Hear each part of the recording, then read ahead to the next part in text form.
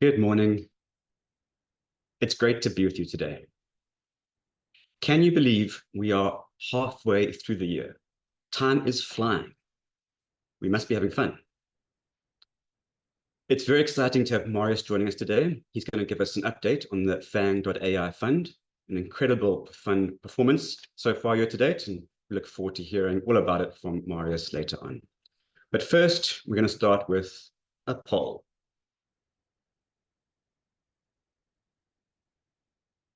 Okay. So I'm sure many of you or all of you have heard about the two-pot system. In fact, it's three pots. It's a bit confusing, but on the 1st of September, two-pot effectively goes live.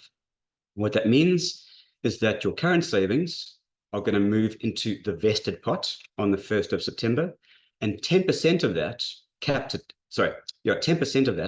30,000 Rand is going to move into your savings pot, which you can access on the 1st of September or thereafter. So the first question in the poll is, are you planning to access that small allocation in your savings pot on the 1st of September? Remember, it will be taxed at your marginal tax rate. The second question, which is something close to the hearts of everyone at Sygnia, is the active-passive debate. And we certainly love having a bit of passive in all our funds. So the question is to you, what do you prefer? Funds that have only passive, funds that are all active, or funds that are predominantly passive with some active, or vice versa, some funds that are predominantly active with a little bit of passive. Looking forward to hearing your views on that. Then the big question, and we're going to discuss this a lot today, the GNU dawn, the GNU hope.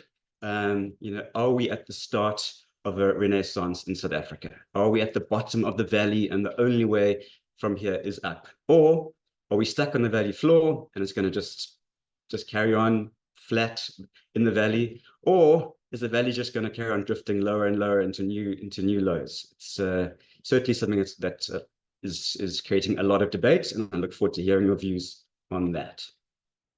And then taking a 12-month view, as you know, we are very, very much driven by our global themes. Which of the themes do you think has the best upside over the next 12 months? Health innovation, FANG.AI, fourth industrial revolution, Berkshire Hathaway, emerging markets or China, and global real estate, global property. And then the final question in our poll, which of the following AI tools do you use regularly? And at the bottom there, you'll see, I don't use AI tools. Please select that if you don't regularly use AI tools, or I use different AI tools if you don't use the 5 that we have selected. But I've put the big providers in just so that we can see which of those are most supported. ChatGPT, owned by Microsoft, OpenAI, that is one you have to pay for. Gemini, which is owned by Google, that is a free service. Llama 2 from Meta/Facebook. Falcon, that's Amazon, Hugging Face, and then Anthropic have their Claude 3. So those are the 5 questions for the poll today. Really looking forward to your answers and sharing those answers with everybody. So please take a few seconds to fill that out, and we'll discuss it after Marius has given us an update on the FANG Fund. Looking forward to that. But first, let's look at the markets. So optimism around the government of national unity certainly drove the Rand stronger in June, helped South African bonds, helped South African equities, and South African assets in general had a really good month in June. But if you look at the first half of 2024, the first 6 months, you'll see that South African assets still lag global assets. South African equities up 6% compared to world equities up nearly 12%. South African bonds up only 5.6%. Certainly better than global bonds, but behind other asset classes.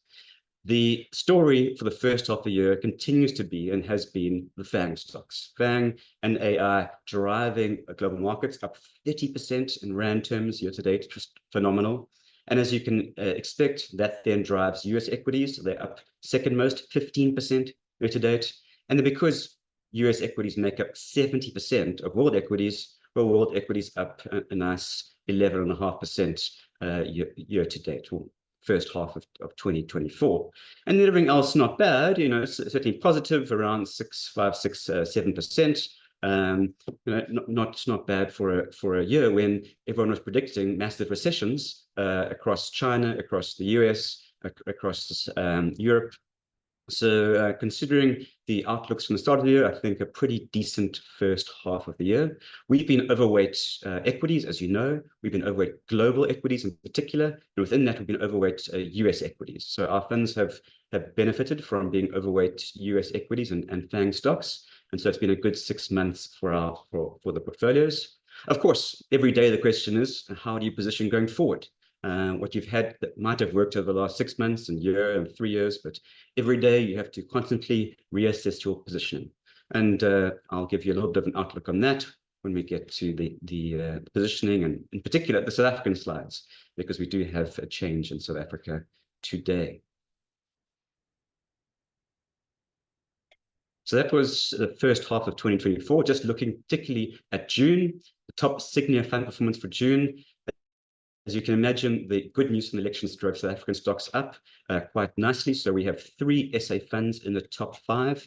The Sygnia Listed Property Index Fund up 6.3% in June. And then it's 2 Sygnia bond funds up 5.4% and 5.3% in June.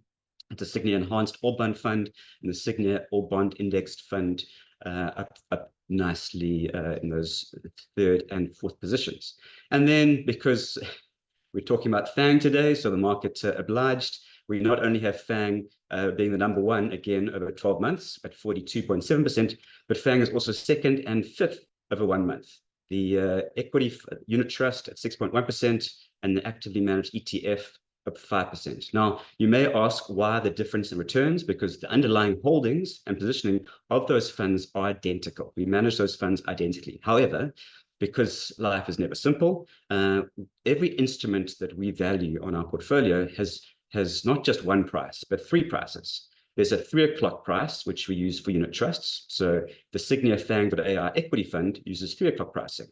Then there are funds that are based on our 5 p.m. close, because that's when South African markets close. And then there are funds that are based on US close, which varies from 10 to 11 South African time.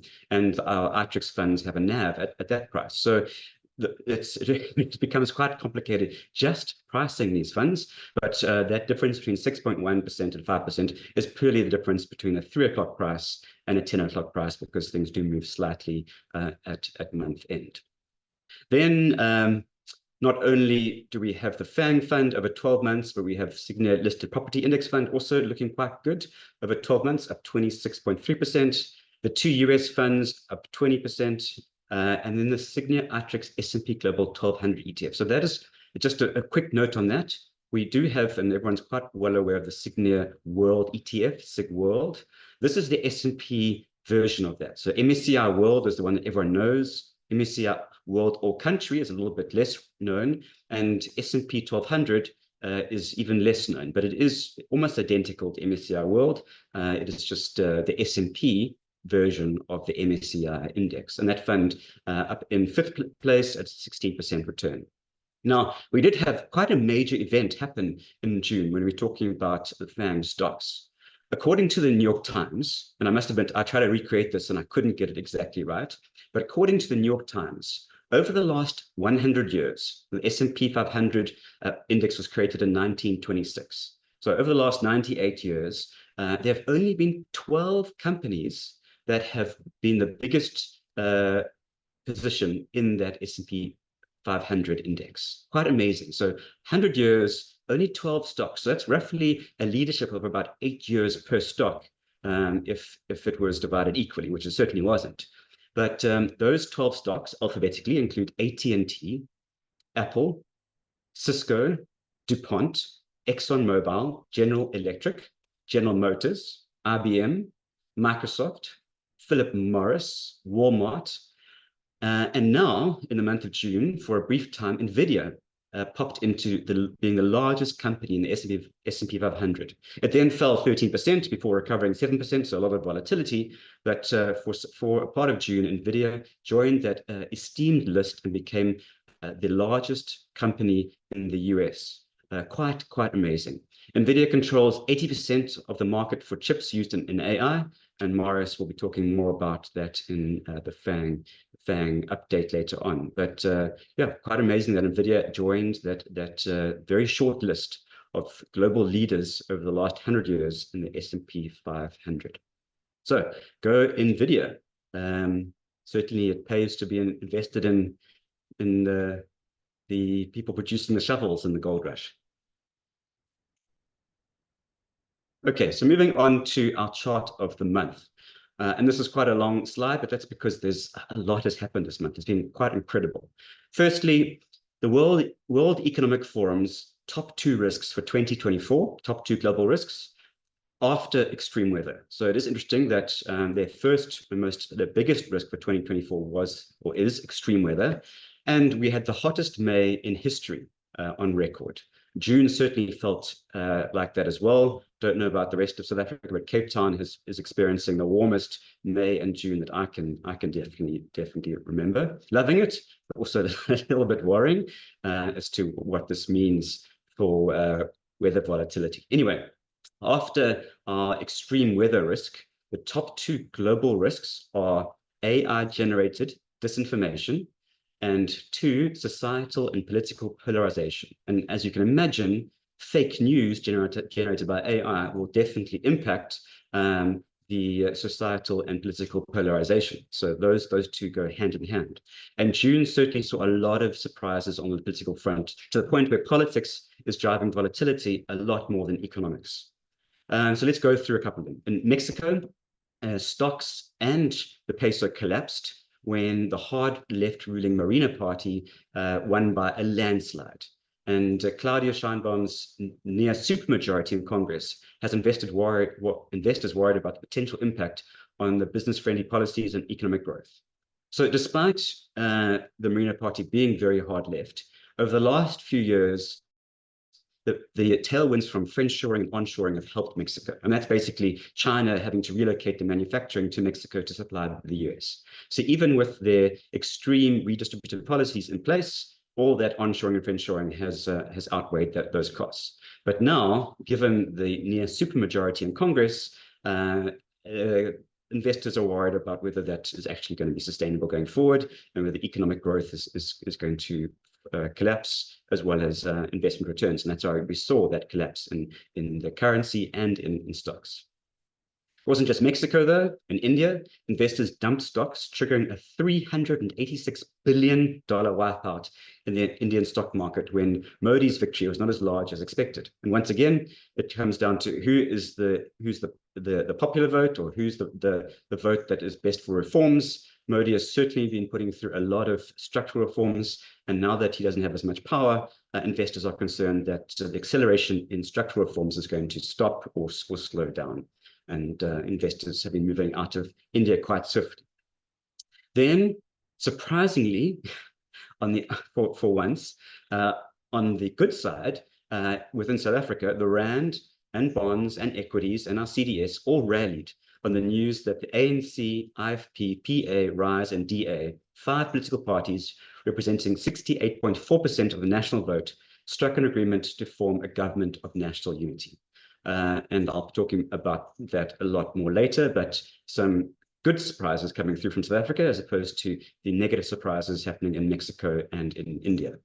But the surprises weren't limited to emerging markets. We also saw some quite big surprises in developed markets. Eurozone equities sold off 7% from their 6th of June peak, and French bond yields widened massively. The chart on the right, you can see the French government bonds under stress, and that shows the 1-year CDS as well as the 10-year bond spread.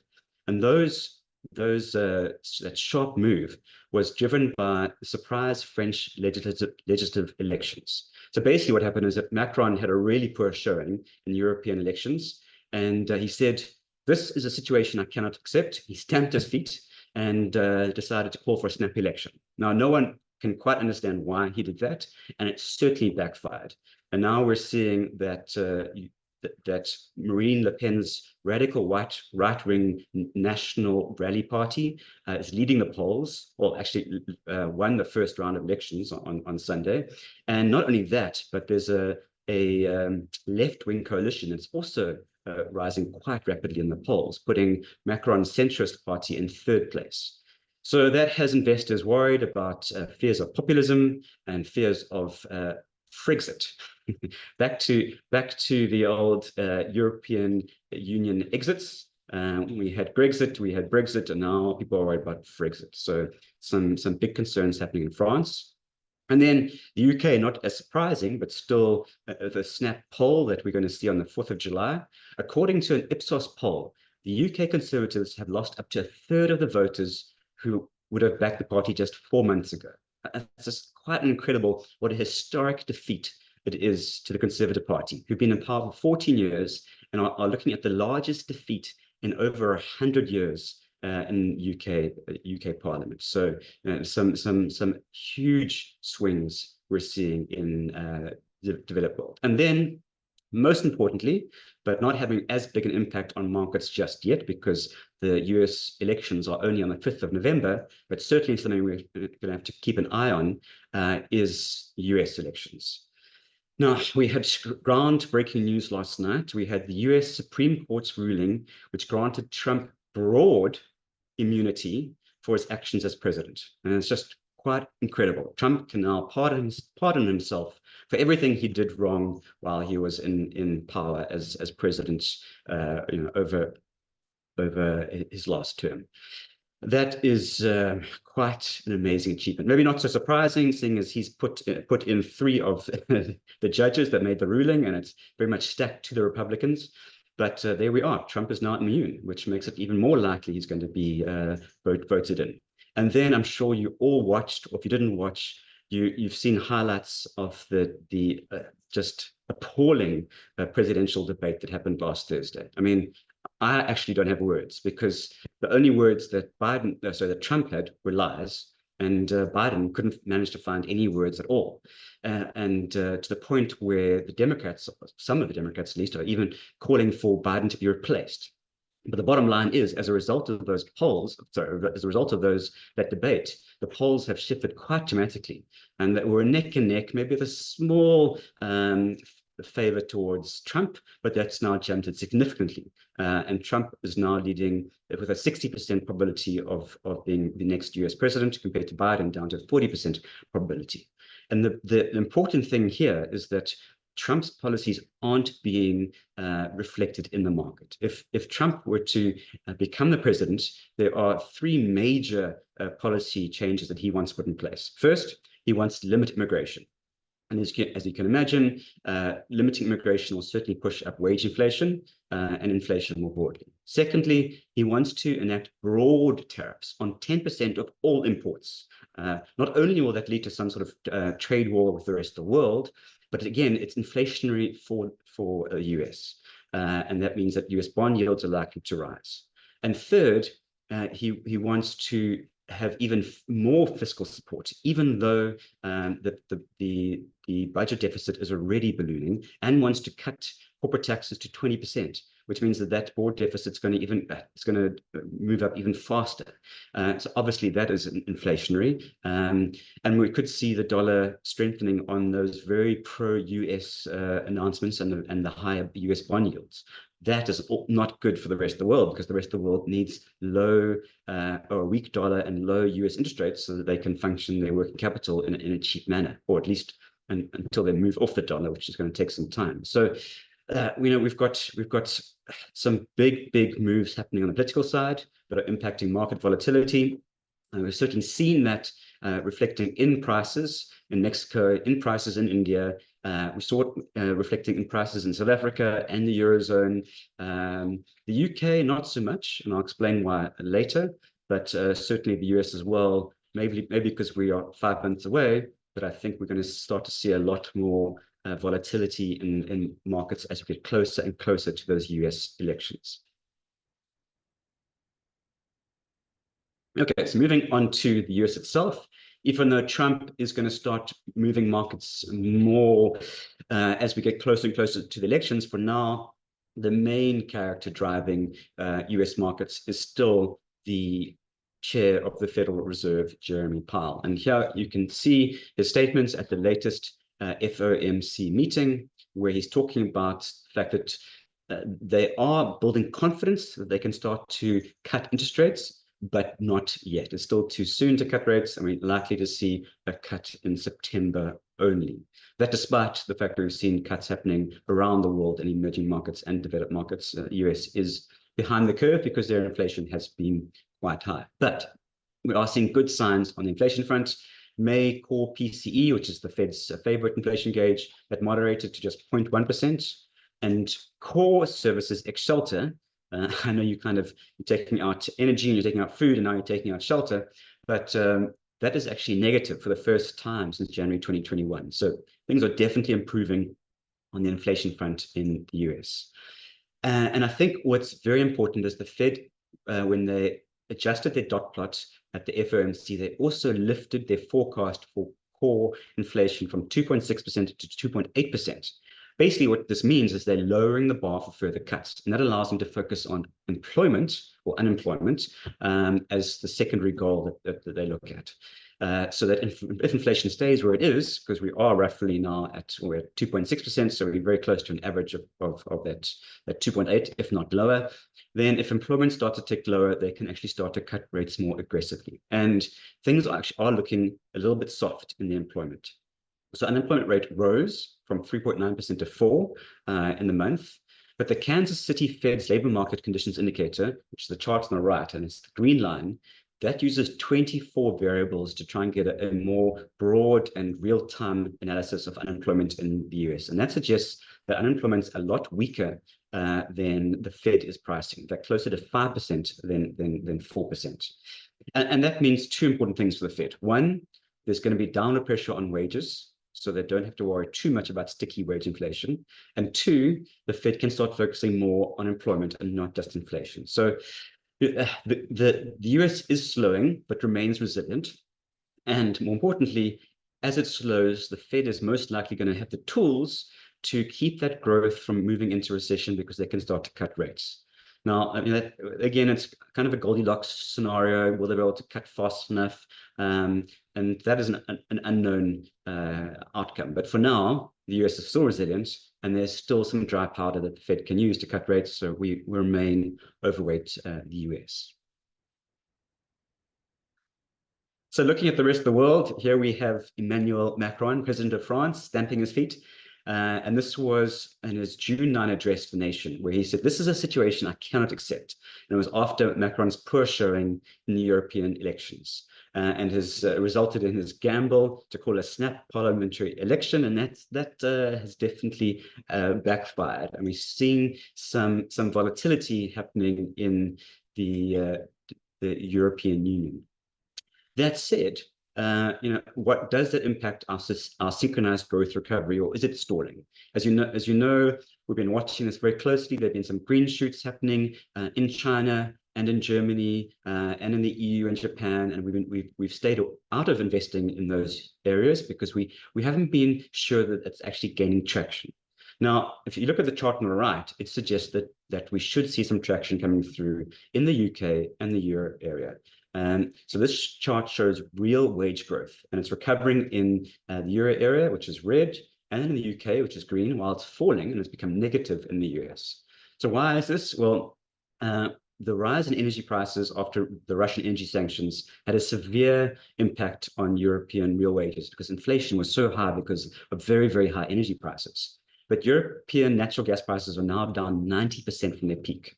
Inflation as a result has dropped, and the ECB has started to cut interest rates, all good for the European consumer. And now that there's actually positive real wage growth coming through in the EU, we could start to see some strong consumer spending on the back of improved consumer confidence, and that will help European earnings, and we could see a recovery, a sustained recovery in Europe.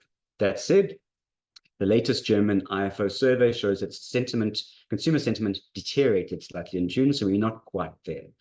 Not only that, but looking at the rest of the world, I mean, China continues to show weak demand, and the housing remains the key drag.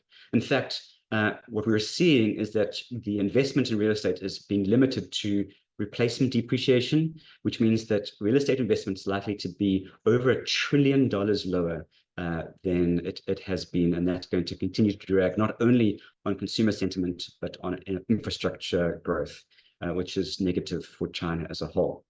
And then China's got its general problem, which I've spoken about in the past. It's seeing an aging population, which is resulting in a shrinking working age population. So China, as amazingly, has achieved a 5.3% growth year on year. And that's despite its working labor force shrinking by 0.4%.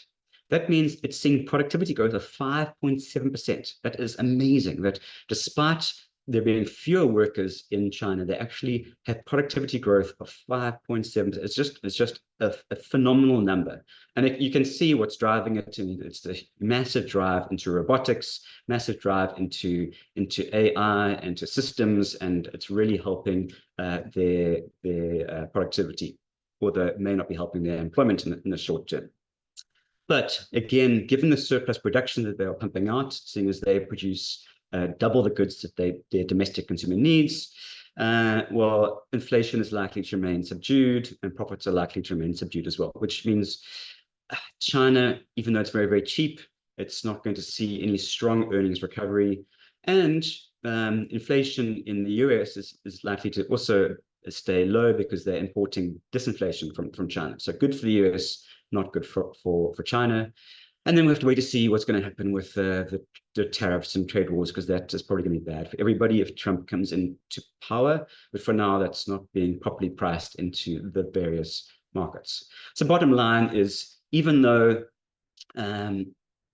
we're hoping that things recover in the rest of the world, we are happy to stay underweight Europe and underweight Japan and underweight China. And the political volatility we're seeing in Europe right now is just another reason for us to stay underweight that region. Certainly things are looking cheaper because assets have sold off in Europe, particularly in France. As I showed you in the first chart, French equities on the CAC index are down, and French bond yields have spiked up, and they're just looking quite attractive from a valuation perspective. But we nonetheless remain underweight these regions. It just creates more uncertainty and more reasons that earnings will take longer to recover, and consumer confidence will take longer to recover in the European region. Okay, so that is developed markets, overweight the US, underweight Europe and Japan, and then in China, still no holdings in China. Moving on to South Africa. The GNU hope, the new dawn. I'm sure you're all tired of the GNU jokes, but it has really been quite a roller coaster, and overall an outcome better than most of us feared, if nothing else. Ramaphosa was inaugurated, and I thought he had a brilliant speech. He said, "Those who seek to stand in our way, those who seek to inflame tensions will not succeed, because South Africans are resolute. Those who seek to undermine our institutions will fail, because democracy lives in the hearts of our people and will never be dislodged." And certainly the fact that we have formed a government of national unity without the two parties that are anti-constitutional, the MK party and EFF, bodes very, very well for South Africa. And despite a lot of will there, won't there, it was like a romantic comedy, but it was one that stretched out a bit too long. Cyril managed to hold together the GNU over the last week, and we did actually form a cabinet with the DA included.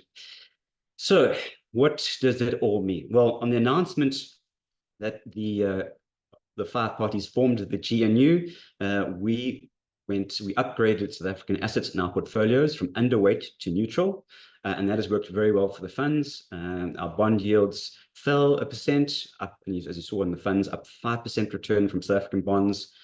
So that worked well for our portfolios. Equities rallied 6%, so that worked well. And then very interestingly is the chart on the right, which just shows the credit default swap. That's the South African dollar credit default swap. And that is the green line. And the blue line is the emerging market average credit default. So what this shows is the probability of a default and how expensive it is to hedge or that default.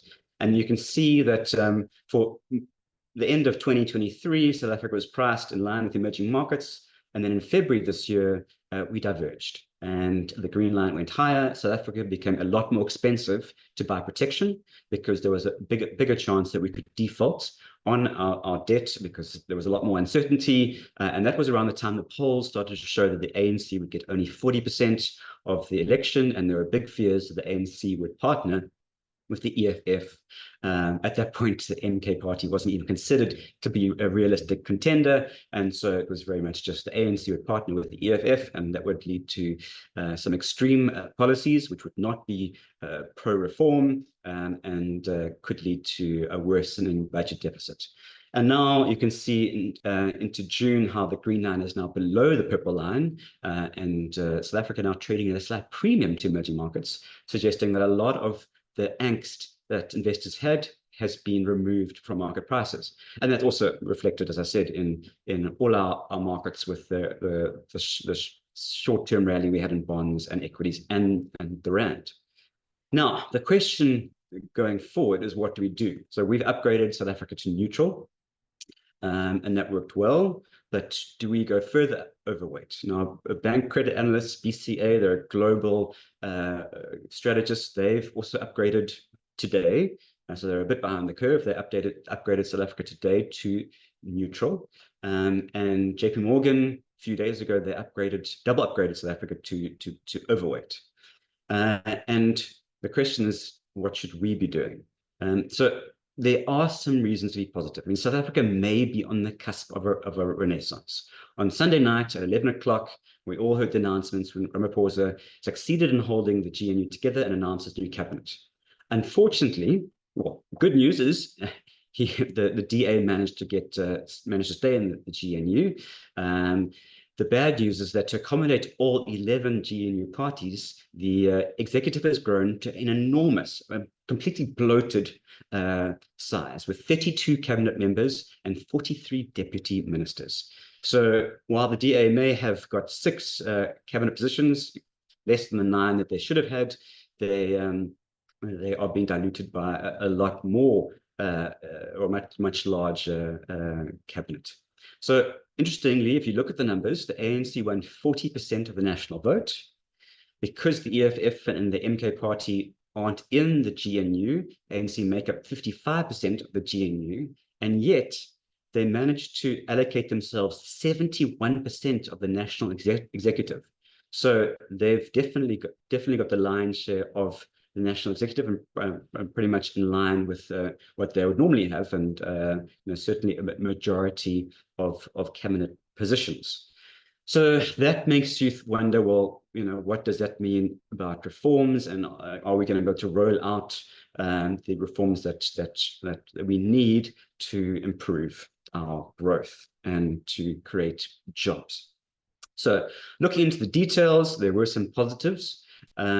The portfolios that are focused on policy reform do include several improvements, and that's very good to see. We also saw the Ministry of Minerals and Energy, which was split.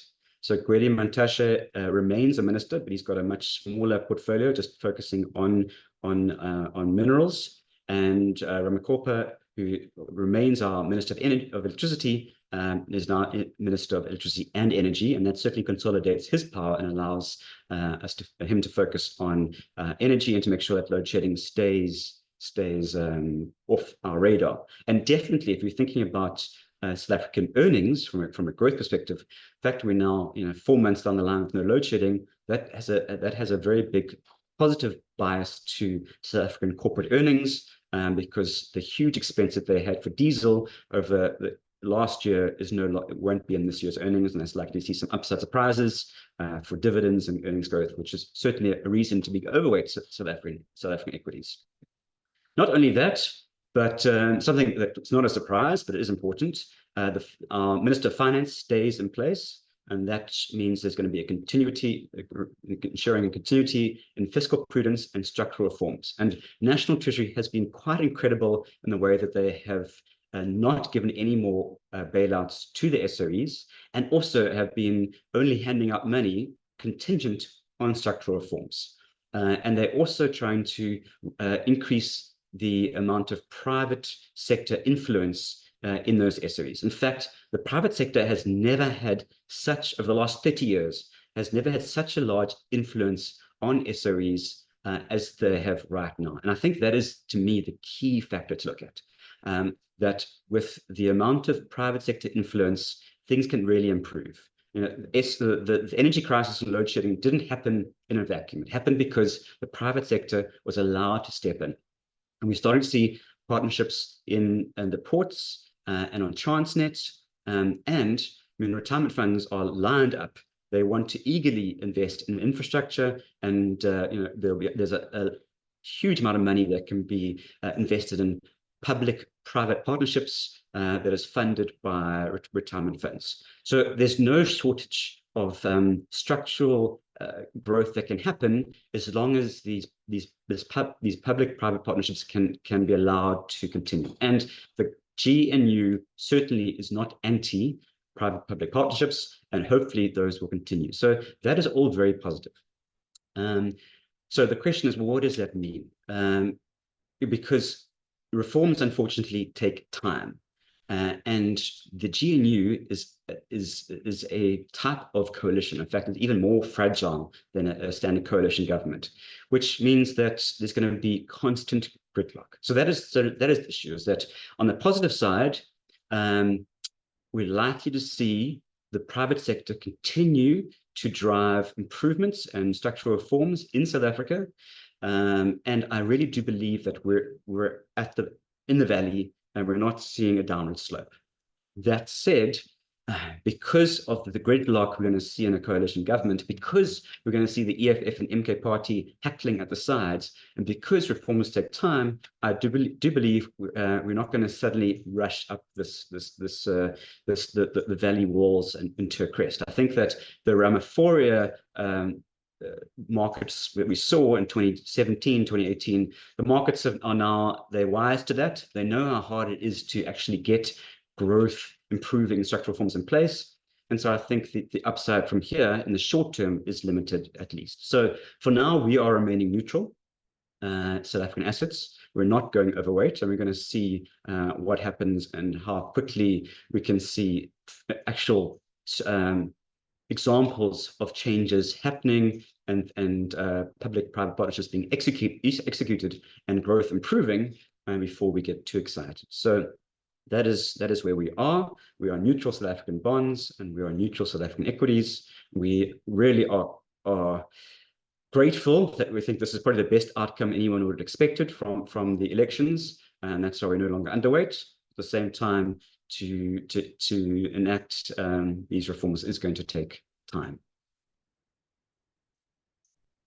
Then a little bit more on South Africa before we move on to positioning.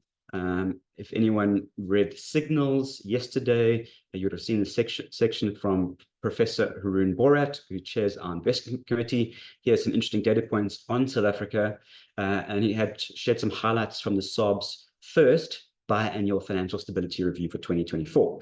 Unfortunately, not good news. The first point is that South Africa's government share of bonds rose from 60% to 81%. Basically, South Africa's government is crowding out the private sector. This is something we all know. Private sector is dwindling, jobs are dwindling, and South Africa's government is taking over because there's just too much debt. Foreigners are worried about South Africa. They're worried about a secular decline in growth due to infrastructure collapse and lack of delivery. And that has seen foreigners' bond holdings fall from 40% to 25%. We're also South Africa's falling out of the JP Morgan Emerging Market Bond Index. So that could see further pressure on our bond foreign holdings. Not just that, but South African equities, foreigners' share has fallen from 40% to 27%.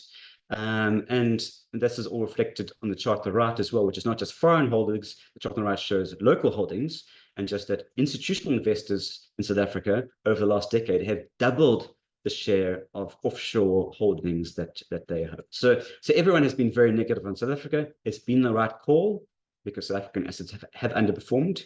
But at the same time, it does mean that there is large scope for foreigners and locals to start buying up South African assets and to start seeing an improvement in our bond prices and our equity prices.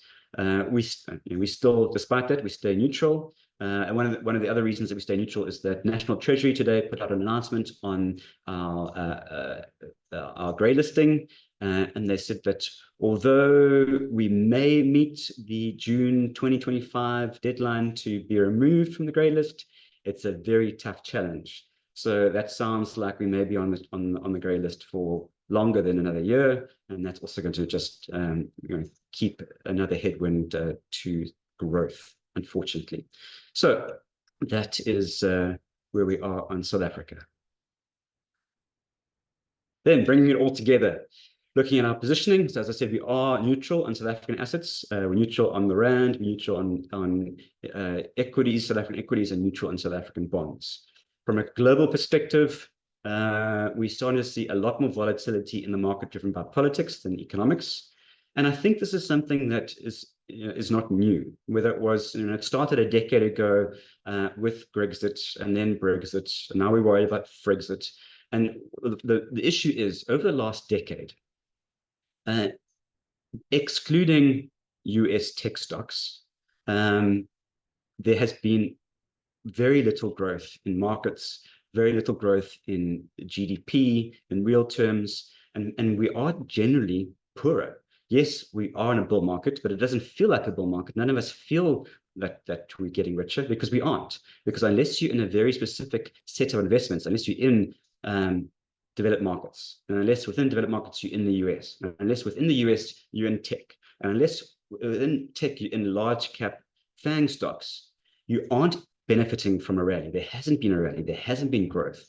And because of that, because we really are we've been stagnating for the last decade, well, that's when people get upset with their politicians. And that's when people start moving to the extreme left or the extreme right, because they want to try anything to make a change, because the existing system is not working. Now, that's not necessarily fair on the politicians. It's not necessarily the fact that the centrist politicians are doing the wrong thing. It's just that we're not seeing growth come through for a variety of different reasons, and that's more linked to the fact that productivity has been constrained, the fact that we're seeing aging populations, the fact that debt has been high. There are more economic structural reasons that we haven't seen that growth. But regardless, the low growth is resulting in political uncertainty, resulting in political volatility, which is impacting markets, which is then impacting growth, because people want to invest because they are seeing this volatility. So unfortunately, it's a cycle that is not good. But we're stuck in it for now. Now, we are desperately hoping that green shoots will come through, and we do see some sort of structural bull market and growth happen, but we're not really seeing that.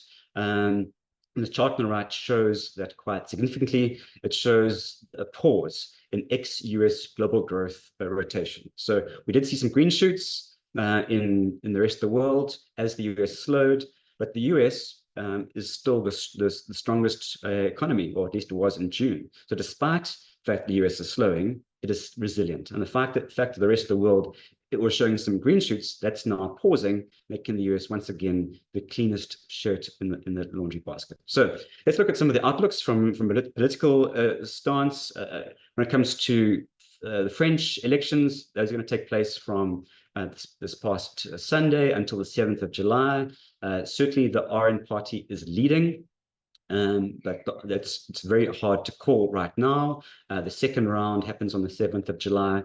While volatility is expected to remain high, we don't expect a full-blown EU crisis. Even if the RN policy gets a majority, the number of policies they can put into place is limited by the fact they are an EU member. So the only time I think we're likely to see a full-blown EU crisis is if they talk about Frexit, but I don't think that's, at this point, no one's talking about Brexit. So I think that while this is going to add volatility and noise, I don't think it's going to impact growth or economic policy in Europe to a large extent.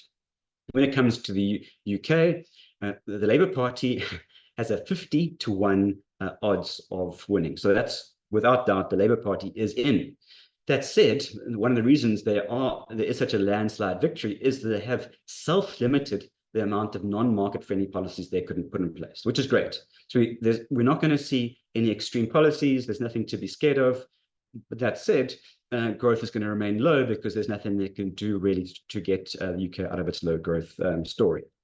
When it turns to China, we still are expecting low growth out of China on the back of their property market, which will hold back global trade, which will hold back emerging markets, and those countries that are highly dependent on global trade, like Europe and Japan.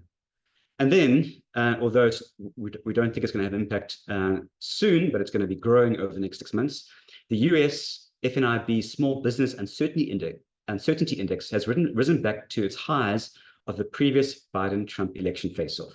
So we are starting to see some election uncertainty reflecting in businesses in the US, which is bad because it means that they are slowing down on their investments because they don't want to invest if suddenly there could be 10% tariffs imposed on some of their imports, and that makes them uncompetitive, and if the whole business case is difficult to predict. Investors hate uncertainty, and we're likely to see this uncertainty grow as we get closer and closer to November. That said, we still remain over at the US because, like the chart on the right shows, it's still the most resilient economy out there. It still has the tailwinds of strong fiscal support from last year and a very strong US consumer. And until those slow significantly, that is the place to be. And the US is the biggest beneficiary of AI. And Marius will talk more about AI investment in his section, but we're not seeing any slowdown in AI investment just yet. People are still desperate to buy those shovels for the AI gold rush. So no change to that positioning just yet. I'm going to hand over to Marius now, and then I'll come back for the polls. So please stay tuned for the polls afterwards. Thank you.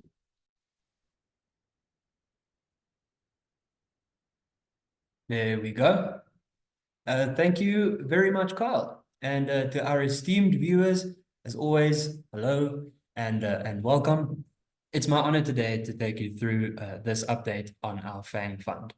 A little bit of good news before we start. We've amended the fees on the SyFang ETF to a flat fee. This will be effective from 1 August. And basically what that means is the FANG fund, the ETF, SyFang on the JSE will soon be available in a tax-free savings account. Now, I hope everybody remembers from my tax webinars that it makes some sense to keep your high growth assets that are very sensitive to capital gains taxes in a tax-protected environment like a TFSA. So we do expect something like FANG to sit very nicely in a tax-free savings account.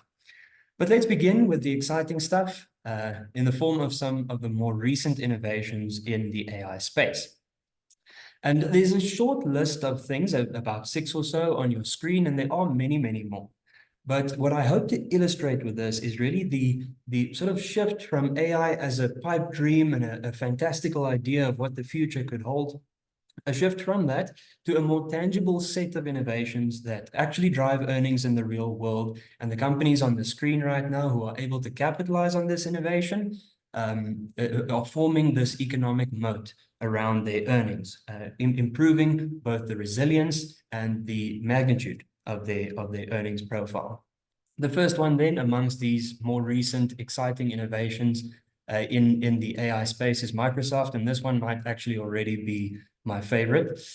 Through Azure Cognitive Services, Microsoft has further democratized AI development, allowing users to create custom AI models. But here's the very cool thing, without extensive coding skills. That's the democratization factor of Microsoft's moves through Azure Cognitive Services. This is absolutely huge. And what I like so much about it is it's actually tangible in your personal or professional life.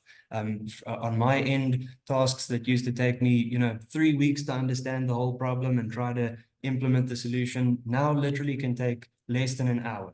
Because I've got Copilot next to me, I've got ChatGPT next to me, they can help me edit my programming. Just bringing those abilities to normal people is really just an incredible secular change in the way that we are productive.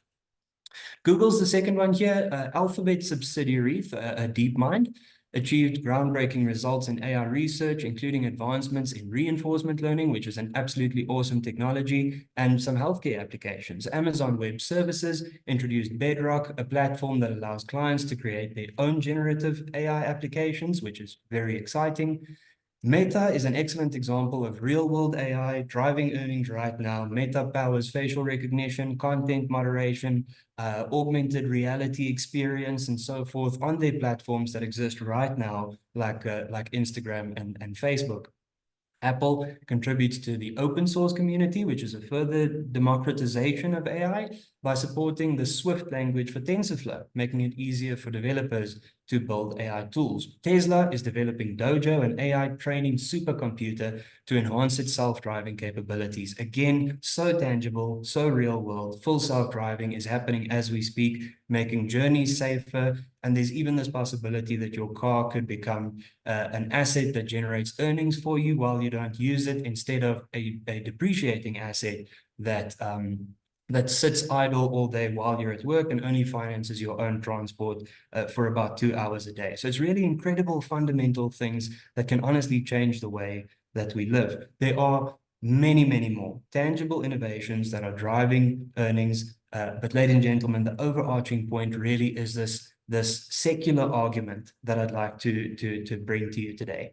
The contrast here is between cyclical versus these secular trends. Now, cyclical trends, I suppose, for the sake of ease of recall, there might be a bit more nuance to this example, but think of, as a sort of conceptual idea, think of short-term interest rates fluctuating, the extent to which the economy or the business cycle fluctuates around its long-term trend. Very much cyclical. It could rate adjustments could allow us to spend a bit more time in the business cycle upswing or a bit less time in the downswing. But it's hard to imagine that it can really change the fundamental factors that drive productivity over the long term. Now, contrast that with something secular, which we believe the AI boom definitely could be, possibly is. These are more fundamental, long-term secular shocks to the economy that can change the trend growth around which the business cycle fluctuates, keeping all else constant forever. And some examples that point to the secular trend will follow. But first, just for a moment, as I read through the third or fourth sentence on this slide, have a look at that chart on your right. This is Alpine Macro trying to illustrate the similarities between the internet boom and the AI boom. And the sentence I'm particularly interested in here reads that the internet lifted US labor productivity by about 1 to 1.3% per year from the second half of the 1990s to the first half of the 2000s. We reckon that AI could replicate this productivity boom, putting the economy's potential growth rate on a fundamentally higher point and allowing business cycles to fluctuate around a fundamentally higher trend rate of growth. Some examples, as I promised to give you some easy to take up examples, is the first one is the breakneck speed at which take up in the market is happening for some of these platforms. Now we have to think back to the pre-ChatGPT days. OpenAI was a complete outsider. It wasn't on everybody's news feed. It didn't have all of these attractive deals like it has, for example, with Microsoft now, and with Apple possibly including it in their offering as well. OpenAI was a relatively new thing, not very much in the zeitgeist of everyone's minds. But still, this platform broke the record, or ChatGPT specifically rather, broke the record of the fastest road to 100 million users ever at that point. And this, I think, points to this idea that something is different here. It's not a continuation of the old trends, the old same apps that compete a little bit better than each other. It's really a fundamental change in the way we live. Instagram Threads came along and broke that record, and I think it's actually a good example of something that's coming a bit later. But the design of the FANG fund also has a key point of it, is that we do focus on companies with strong consumer bases and strong existing consumer data. And now try to imagine Instagram Threads, just another text app similar to Twitter or X. Try to imagine it as a complete outsider trying to disrupt the industry. It's hard to imagine that it could have reached 100 million users in record time. But because of Meta's existing strong consumer base and their existing strong consumer data sets, A relatively normal app, not very innovative, just also the same as Twitter, allowed them to actually grow to 100 million users, the fastest ever. A little bit more on that later. But the second item that I also want to show that I think just illustrates also the inflection point we're seeing in the AI space is this one. Now, the argument of structural breaks, they need to be studied very statistically robustly, and you need to make very sure that they are there with all kinds of interesting methods. But sometimes the data is very kind to you, and you can sort of visually see immediately on a time series, wow, things weren't the same after that date. That date, in our opinion, is the release date of ChatGPT, which happened in November 2022. So we've drawn a gray line on the chart to show you the market cap of the Magnificent Seven before and after the release date of ChatGPT. Now, you can call this, if you feel like a statistician today, you can call it a structural break. If you feel a bit more philosophical, you can call it a singularity, you can call it an inflection point. But the real point is that it very much looks like after the release date of ChatGPT, things really weren't the same after that. And this speaks to that secular change, a real fundamental change in the economy that we believe is happening in the AI boom. The big question is, we are South Africans, we live our lives every day. How do we capitalize on all of this exciting stuff? Naturally, Sygnia's answer is the design of the FANG.AI Fund. The investment philosophy of the fund is to invest in companies that use technology to acquire and retain clients. In doing this, when we debate positions in the fund or holdings in the fund, we focus on the drivers of AI. So we focus on cloud computing, cloud storage, and cloud apps, and so forth. So the cloud is an element there. We focus on chip manufacturers, as Carl mentioned, selling the shovel to the gold rush enthused individuals, or selling similarly the pickaxe to the miner. Chip manufacturers, that focus has allowed us to capitalize on NVIDIA's incredible growth in the FANG.AI Fund so far. We also focus on companies with access to large amounts of proprietary data, very strong economic moat there, and a strong consumer base. This is where Threads is very relevant. Try to imagine Threads as an outsider versus Threads as a Meta group company who already had a tremendous amount of data, a tremendously strong consumer base. Makes it much easier to funnel clients over to the new app side.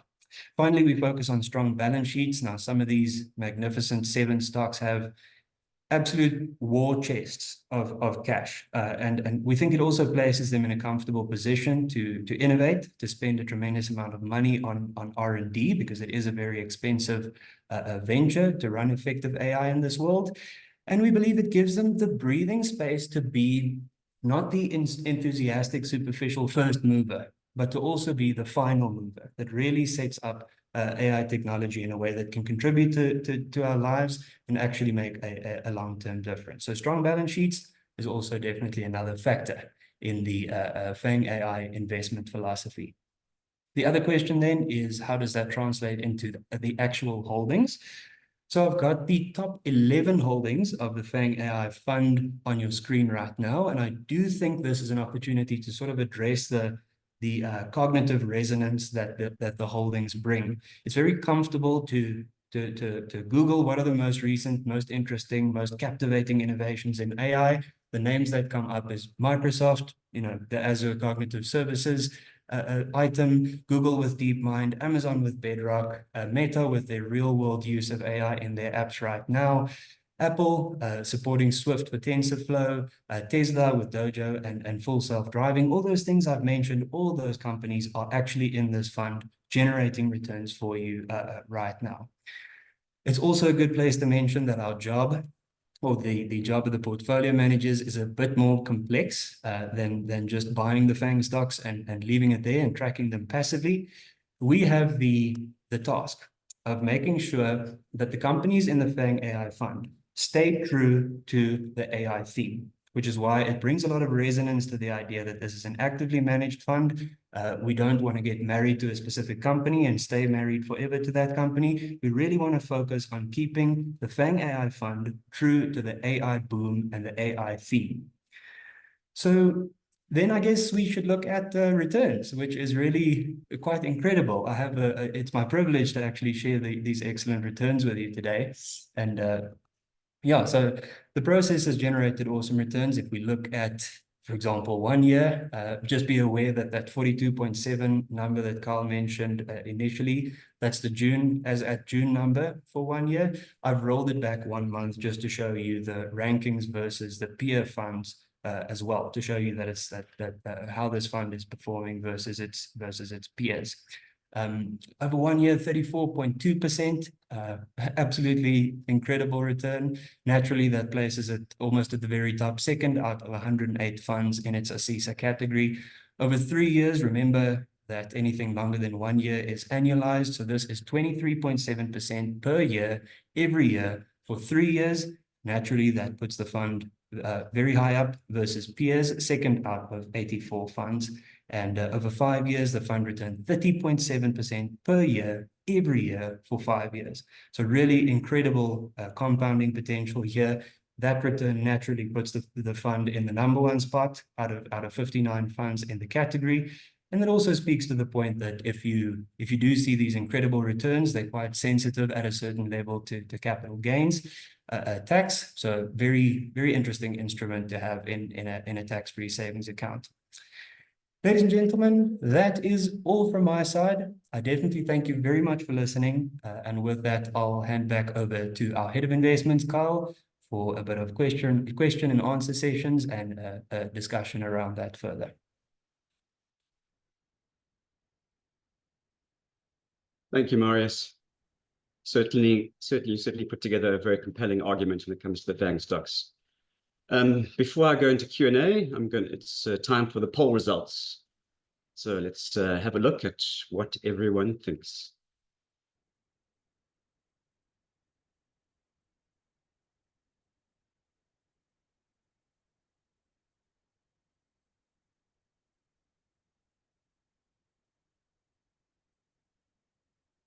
Just waiting for those results to pop up.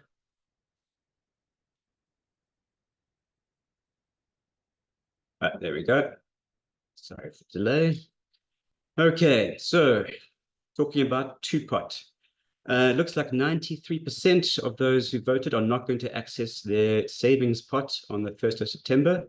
I think that is very, very good news. There's no need to rush in and take out that money. Let it grow in a tax-free environment. So that is very good to see. Question 2. Some interestingly equally spread, really. 17% all passive, 15% all active, and then roughly a third saying 1/3 active and a third saying 1/3 passive. So very interesting to see a very, very equally spread distribution across the results about active or passive. I definitely think that shows that there's no need for a debate about active versus passive. It just means how much do you want to include depending on your preference, and I think depending on your risk budget, because the more passive you have, the cheaper it is, and the more money you can allocate to other active stories. Question 3, do you think South Africa is about to enter a renaissance? Oh, it's tight. 58% say yes, 42% say no. You've heard my answer. I do think that we've reached the bottom of the valley, which is good. I don't think I'd say we're in an L-shaped recovery, which is better than collapsing further. But I think it's going to take a while before we see the tick up in the upside. But yeah, certainly, hopefully it's darkest before dawn. Question 4, which global equity theme are you most excited about? Well, after listening to Marius's update, it's hard not to be excited about the FANG.AI theme. And that is definitely the one that has done the best in terms of your selection. 37% say FANG.AI. The one that is least favored is global property. And I must admit that is our feeling as well.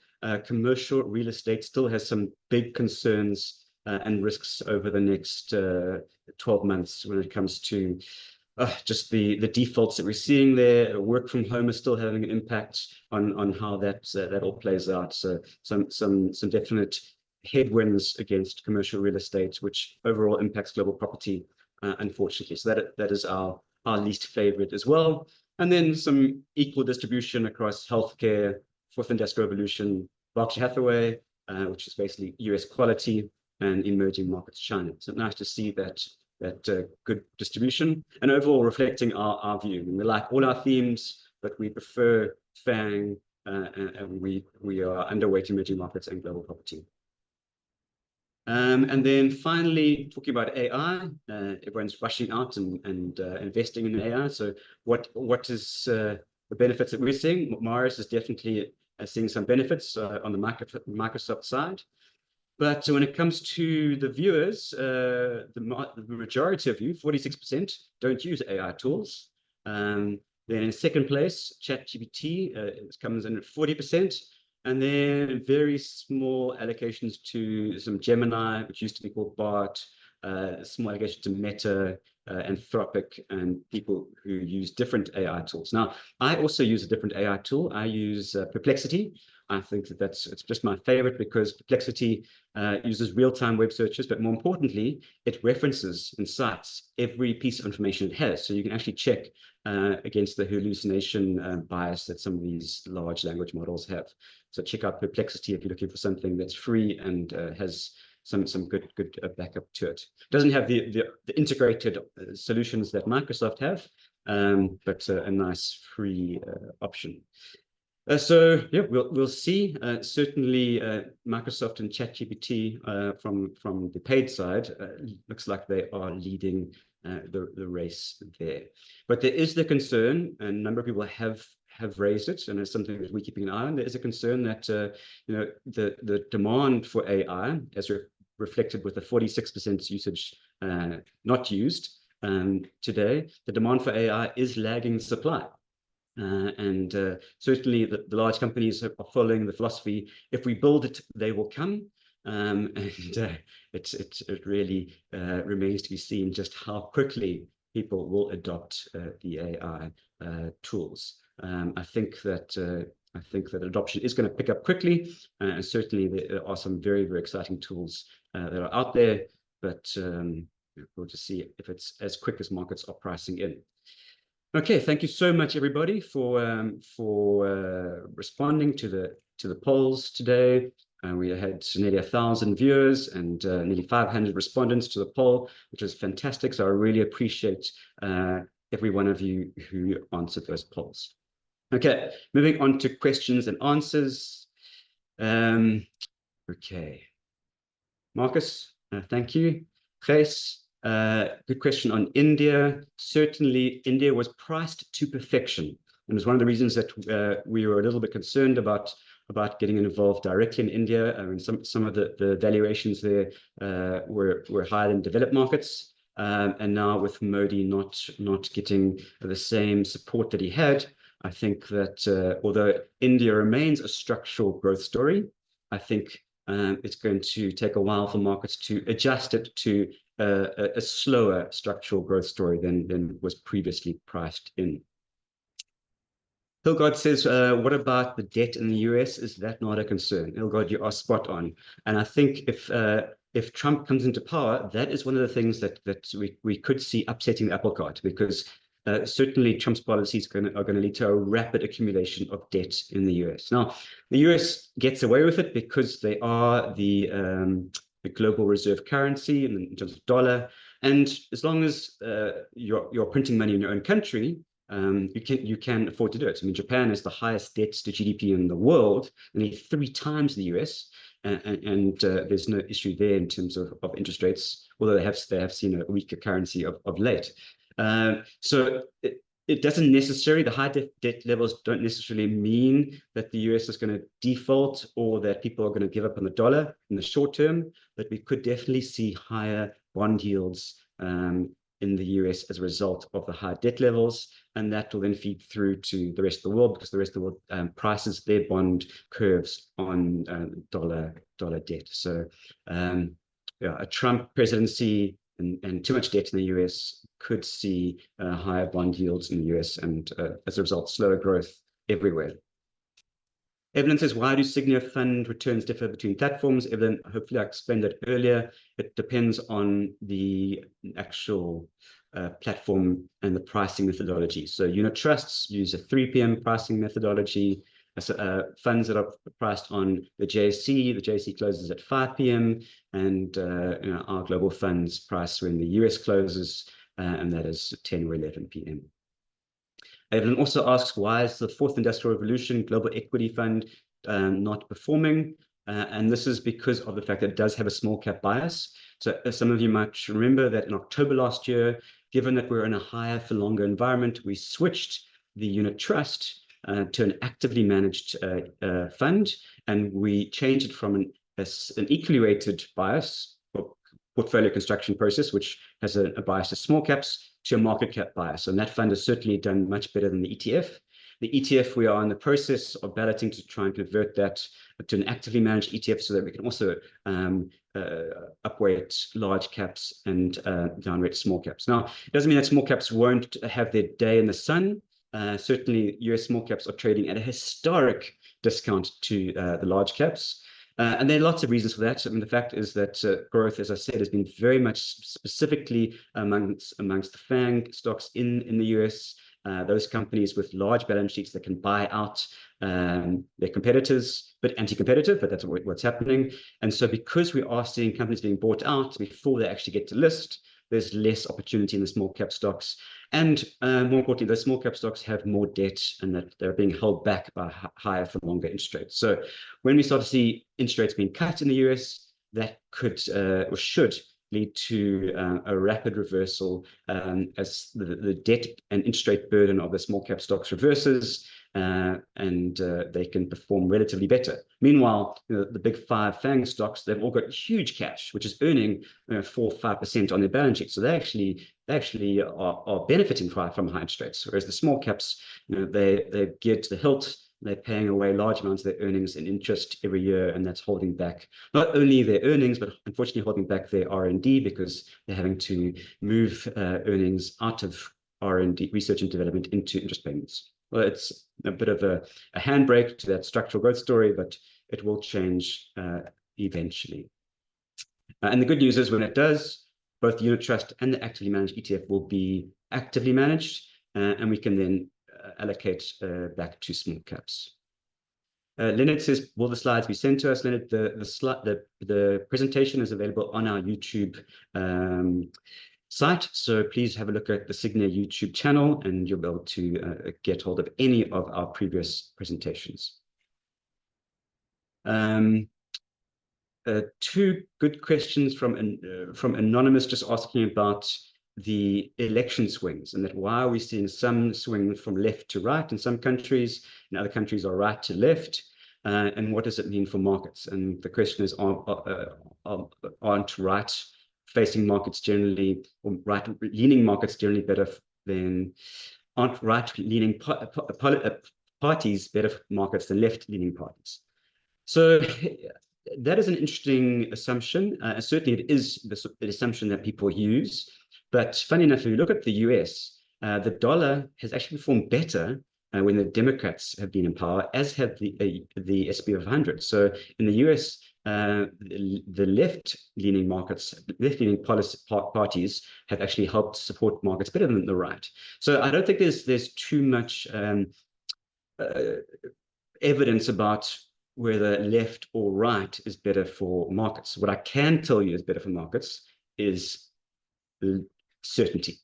And when you get either the left or the right coming into power, it means that you're likely to see some radical changes, which leads to uncertainty, and markets hate uncertainty. So the good news about centrist parties is that you like to see a continuation of the policies, and that brings certainty to markets and certainty to investors, and people will keep their investments there. So it's not about left or right. I think it's about certainty, and given the low growth and the fact that people, voters are unhappy, we are seeing moves away from the incumbents, left or right.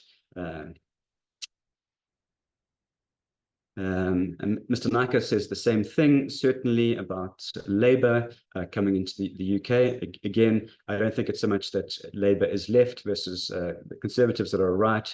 It's the fact that we might see some certainty coming through into the markets with Labour in place, given that they have promised the constraints on their fiscal policy. Mervyn asks about the transnational fund. Certainly, Mervyn, the transnational fund didn't do well in June because South Africa Inc. rallied very well. So the banks were up, the financials were up 15% in the month.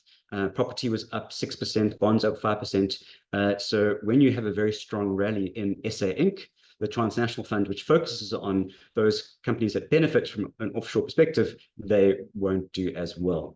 And if you do think that we're at a renaissance and we're going to start to see some structural growth coming through on SA companies, then the transnational fund is likely to lag other funds. I don't think it's as clear as that. Certainly, that's why we're not going overweight South Africa just yet. I think that there are many hurdles to be overcome, and maybe it's best to just diversify, have some exposure to South African equities through the SWIX, and some exposure to South African equities through the transnational fund to have both factors in your portfolio. Then an interesting question on Israel. Which funds do have exposure to Israel and which funds don't have exposure to Israel? So for those of you who want to avoid Israel, we have passive funds or thematic funds, so we don't take active positions, but the MSCI World Index does have exposure to Israel, but the SIG ESG ETF, the Sygnia S&P 1200 Global Fund, does not have exposure to Israel. So it certainly is, if you want global exposure, which right now that index doesn't have Israeli exposure, then that's something you can look at. SIG World has 0.018%, so it's a very small exposure to that. So Shamin, I hope that answers your question. John says, we have Sygnia softened your stance on China over the last year. Will Japan become more attractive as an investment as China continues to lag? Certainly, Japan is looking very attractive. I mean, we're not overweight Japan, but if there's one region that I like after the US, it's Japan. And that's because they are a developed market. It's because they don't have all the headwinds that are facing Europe. So they don't have the war in Ukraine. They don't have the uncertainty that's happening in elections and in France. So they've got a fiscal and monetary union, which Europe doesn't have. And at the same time, their companies are benefiting not only from some structural reforms, which are helping their companies re-rate, but they're also benefiting from a depreciating currency, which is helping boost domestic demand. And so that I think structurally, Japan is probably my second favorite market, even though we're not overweight at the moment. Marcus said, is the FANG.AI Fund at this point reasonably priced? Marcus, that's an awesome question, and the answer is it depends on your time frame. Certainly, if you think about 1 to 1.5% extra productivity coming through over the next 20 years, then there's structurally some serious long-term upside to the FANG funds. In the short term, yes, I mean they have run very hard. In the short term, NVIDIA is touched being the largest company in the world. So that is something that is quite impressive. But we're not seeing a slowdown in the earnings just yet. So while markets continue to run and while those earnings continue to be upgraded, it means that even in the short term, things could go higher. And until we start to see a reversal of that AI trend, well, then I don't think we're going to see a reversal of FANG anytime soon. So the big question is, what could disrupt, what could dislodge FANG leadership? And I think the first is people starting to become disillusioned with artificial intelligence and the tools. As I said, it does feel like supply is growing faster than demand. But we're not seeing that coming through in earnings just yet. So if we start to get a point where companies start to downgrade their earnings because they're not seeing that demand come through, well, that could happen, but I don't think that's going to happen in the short term. In the short term, we're still seeing demand being upgraded. And the second is a recession, because these certainly when it comes to the chip manufacturers, that is an infrastructure investment, which is very cyclical. And if we do go into recession, the first thing that's going to be cut back is R&D. The second thing that's going to be cut back is replacement infrastructure. And we could see that quite a cyclical demand come through in those chip manufacturers. But again, we're not in a recession. So we're not in a recession, and we aren't seeing a disillusionment about demand for AI and that supply is going faster than demand just yet. So for now, tailwinds remain, and although we are watching closely, we're not seeing any turning points for that trend just yet.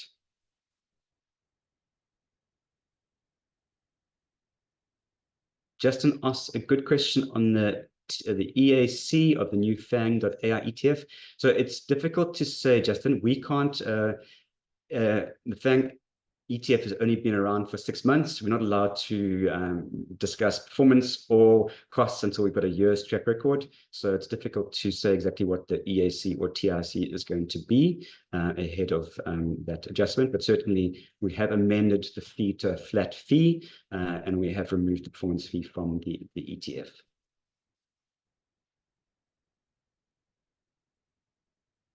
Louise says, how are the 4th hour and Sygnia Health ETF ballots progressing? Please encourage ETF holders to exercise as we need to move forward on those. Thank you, Louise. Definitely.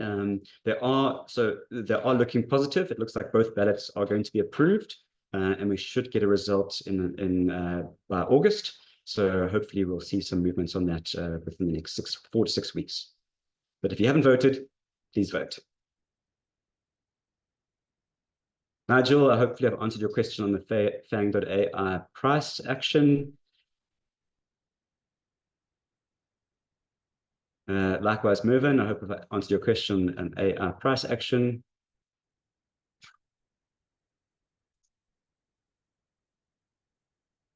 Dale, as Marius said, from the 5th of August, you will be able to invest your TFSA into the Sygnia FANG.AI ETF once the performance fee has been removed. Jonathan asks for our outlook on South African bonds. So we are neutral on South African bonds. We have seen repricing, yields falling from about 11.5% to 10.5%, which has resulted in capital gains of 5-6%, which has been fantastic. So we have seen a bit of a rally. South African bonds are generally still cheap compared to other emerging markets, which is why we are neutral.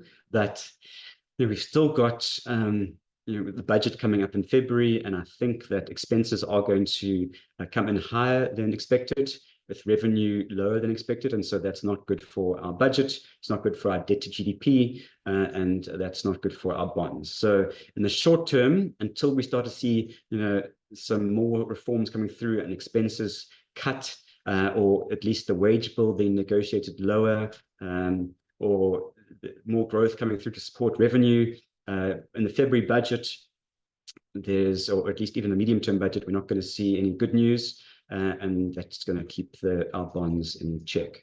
So we remain neutral.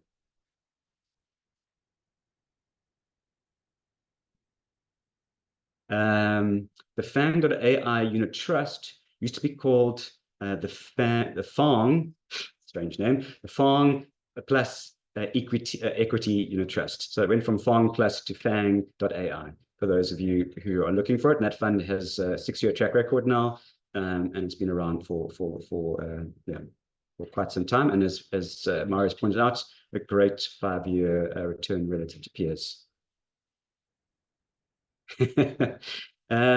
Nika says that Terminator was not a movie, it was a documentary. Scary future awaits, unchecked advancement of AI. I'll take that note. Certainly, AI is progressing pretty fast, and there are a lot of people who are worried about where it is going. Rain, I hope I've answered your question. FANG ETF will be available for TFS 1 August. Noel, it's the Perplexity is the AI site that I use. Nicole, it's a pleasure. Graham, I hope I've answered your question about 4th hour. We're seeing FANG stocks driving large cap US tech and small caps really, really struggling. So FANG is just really concentrated exposure to those top 10 stocks. Large cap tech, which is the fourth industrial revolution, unit trust is a close second, and the small caps, that's not happening. What else have we got here? Jonathan, I think I've answered your question on FANG. Paul asked a good question on gold. Paul, gold has done incredibly well. I must admit, I've got gold wrong. And it's, as you saw in that 180 performance, it's up 10% in line with, or just behind global equities. I still prefer equities to gold. And the reason is that gold has been driven by emerging market central bank purchases. It's not driven by fundamentals. So you can understand fundamentals, you can understand, real interest rates, which means that gold is a defensive position, which is seen as a proxy for global developed market bonds. So it's driven by global developed market real rates. Gold's also driven by the cost of getting gold out the ground. These are fundamental reasons to drive gold. EM purchases is not a fundamental reason. And you saw there was quite a strong dip in gold a few weeks ago when China stopped buying. Or at least they paused for a month, and there was quite a very fast sell-off for gold. So it's difficult to buy gold because you can't predict when these central banks are going to stop buying, stop selling, or continue buying. If your view is that emerging market central banks don't like the dollar and they're going to continue buying gold, well, then I think gold is a good place to be.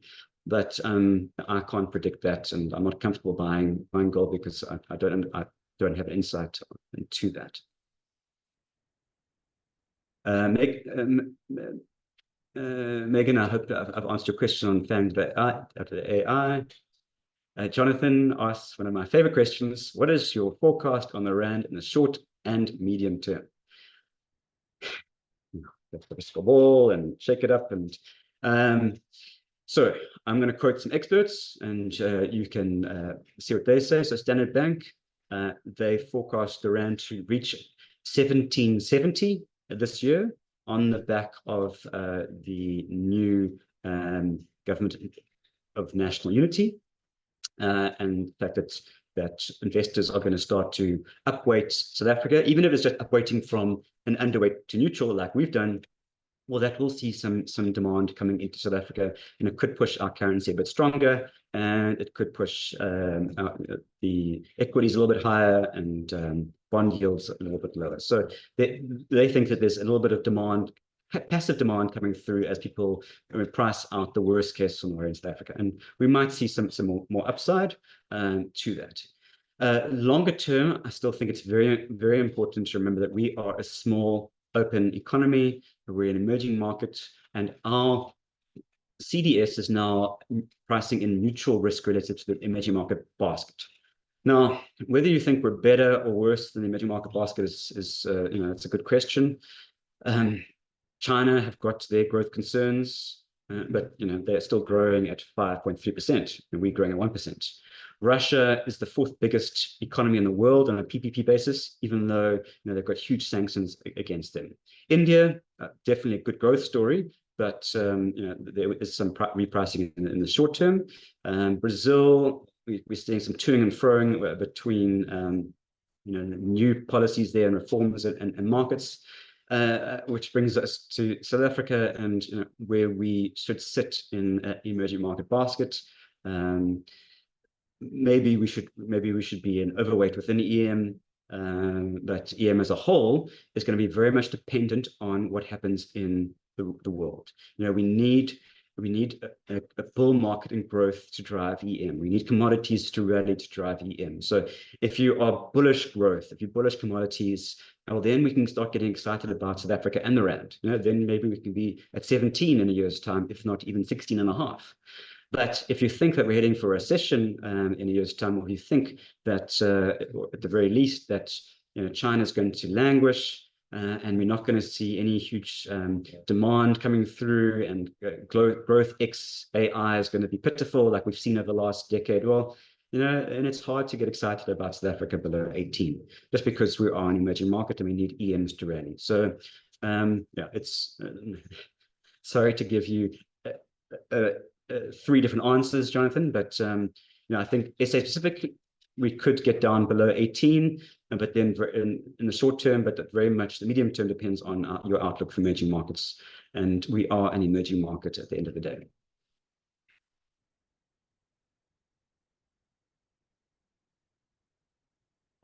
Graham, the fourth industrial revolution unit trust is closely aligned to the NASDAQ 100. The FANG.AI fund only has 10 stocks, and it's the biggest, roughly the biggest 10 tech stocks. Johan Kruger says, if growth in the US stock market is concentrated in the Magnificent Seven, is it still sensitive to measure the ratio between small caps and large caps as we've done before? Do we expect the gap to close? Should we not measure small caps versus large caps, excluding Magnificent Seven, given the huge moats, which are not so prevalent in other companies, both small and large caps? Johan, that is you're asking the right question there. So I think we're looking at a number of different factors. The small caps are definitely being held back by the fact that small caps definitely have more debt than your mid caps. And that is a tailwind that will change when interest rates get cut. But for the rest of the market, if you look at the S&P 493 or even the S&P equally weighted 500, they've also vastly underperformed the S&P 500. So the S&P 500 has been very narrowly driven by those FANG stocks. And that then talks to, is the US in a bull market? If you look at if the S&P 493 is performing so much behind S&P 500, are we seeing a bull market in the US? And it's certainly the high interest rates, the higher for longer, the slowing retail sales, all the fact that the US is slowing is being reflected in every other stock, really, except for those Magnificent Seven. So Johan, you're spot on. S&P 500 equally weighted, S&P 493, although they're positive, they're probably positive in line with what Europe's doing, or Japan, or EM ex China. Small caps, US small caps have structural issues with interest rates, but yeah, the US economy itself is better reflected by the S&P 500 equally weighted. And then you need to, and from an investment call, it all depends on your view. If you think that growth is going to recover in the US, not slow, well, then you want to invest in S&P 500 or the S&P 400, so S&P 500 equally weighted, or the S&P 493, but there are ETFs for both.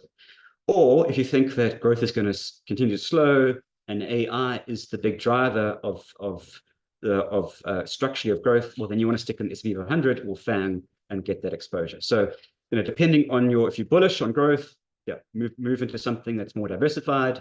If you're bearish on growth, stick to the FANG stocks as a starting point.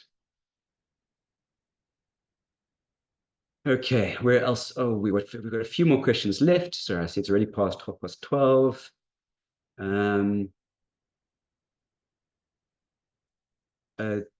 David, the fourth industrial revolution ETF is available in a tax-free savings account.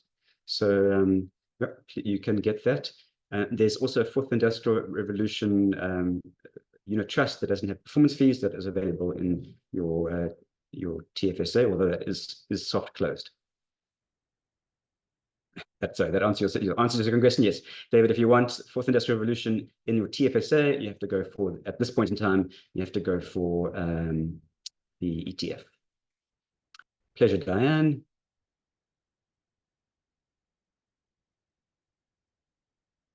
Mr. Nike, you are spot on. If Trump does win, it's very good for US assets, which is how we're currently positioned, but it's not very good for the rest of the world. So certainly we expect US equities to perform well, the US dollar to strengthen, but US bonds to perform poorly, and we are underweight US bonds, and the rest of the world to perform poorly. LED asks, how will the Sygnia FANG.AI 100 ETF be affected by the Labour Party? I think a lot of it's just absolute certainty that the Labour Party is going to win the elections on the 4th of July. And so I think the market is fully priced in those election results.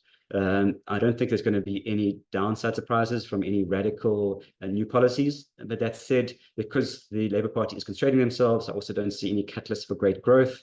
So I think that it's going to be more of the same for the FTSE 100.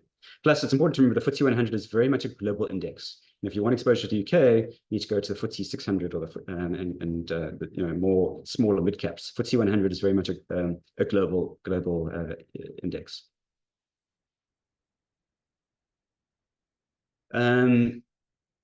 Shimian asks, is Sygnia positioned to benefit from the introduction of the BRICS currency? Certainly not. We don't have any emerging market exposure or China exposure, but I'm of the strong belief that a BRICS currency is very, very, very unlikely. BRICS is such a disparate entity with so many different countries, with so many different ideological beliefs, that to even agree on what toilet paper to use is difficult, let alone a currency. So yeah, I'm not holding my breath on that. Certainly, we're going to see more bilateral agreements and trade in intra-BRICS in BRICS currencies. That's definitely going to accelerate, but that's more of a long-term movement away from the dollar. Actual BRICS currency, unlikely. Thank you, Gregory. Jonathan, sorry, the last question. The Sygnia cap on offshore living annuities, that's unfortunately got nothing to do with Sygnia itself. It's about our spread of investors, and we have more investors. Our book is capped at 45%, so we only allow investors to get to that SARB limit of 45, and currently that because investors prefer, well, they really like our FANG fund, they like our health innovation fund, and they like our fourth industrial revolution fund. Because of that strong demand for our global themes, we have to cap those living annuities and unit trusts at those caps. So those caps remain in place. I encourage everyone to invest in our Zen funds. We are going to have a Zen webinar. I mean, those funds are still getting incredible returns. The Enhanced Income Fund, it's on a current yield of nearly 11%. Our money market fund, great yields. Income Maximized, the living annuity side, great yields. So I encourage investors to invest in some of our domestic funds, which will create capacity for some of our global funds. So please look out for that Zen campaign webinar, and you'll hear all about some of our domestic funds. And maybe now that we are neutral in South Africa, it's time to balance your growth offshore portion with some local income. Now, I'm going to end on that just from a structural perspective. Jonathan, JP Morgan put out a really interesting note by Jan, who's been there for decades and is quite a guru when it comes to portfolio construction. And he says generally, you should, as a starting point, a 60-40 portfolio is what you want to look at. 60% equities, 40% bonds. And within that, you want all your equities global. You want them diversified as much as possible to get growth, diversified as much as possible. But on your income side, you want it all in your domestic currency so that your income has as little volatility as possible. So based on that portfolio construction technique, well, 40% of your portfolio should be in SA bonds or enhanced income or the Zen campaign funds, and your global up to 60% offshore. Now, obviously, some of you in your RAs are constrained, so you'd have 45% offshore equity and then 15% in the transnational fund to get that offshore equity exposure, and then 40% can be in domestic bonds or domestic income or domestic cash, or how you see it. So, yeah, that is that. So thank you once again for joining. Thank you, Marius, for your time. It was great to have you with us. It's a pleasure always. And we will see you all next month. I hope you have a great July and stay warm, stay safe.